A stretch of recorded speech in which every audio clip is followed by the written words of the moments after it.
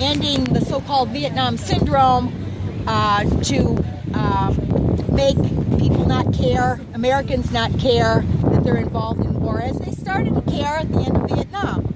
And so to end Vietnam syndrome, they ended the draft. They don't make us pay at least $100,000 per household right now, which is what the wars have cost. And the last thing is they came up with drone bombing, which does not cause American casualties. It only entails foreign casualties. And so a lot of people in the United States don't know that it's going on. They don't really care because it's not hurting Americans. And they're led to believe that we are killing terrorists, what do they call them, high-level combatants, which is what the drone assassination white paper says, that you can kill the high-level terrorist combatants. And they're not paying attention to the fact that we're actually killing a lot of civilians. My sign says stop killing civilians, and that it actually is counterproductive because the drones terrorize. One of my signs says war is terrorism. And so if we are terrorizing the rest of the world, how can we possibly be winning hearts and minds? Our own military says that we are not, there's no military solution.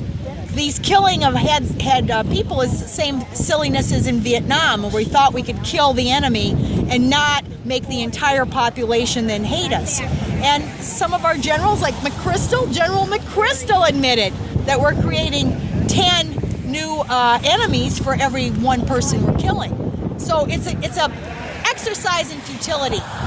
All the wars, and especially wars of aggression, are entire exercises in futility. We now have a poll in the world that says the greatest threat to world peace is the United States. Yep. Now, U.S. people don't say that we're the greatest threat. We think we're bringing peace, love, democracy, and human rights and everything else to the world. But the truth is the world has voted that we're the greatest threat to peace in the world, the United States. And we actually are winning that poll by a lot.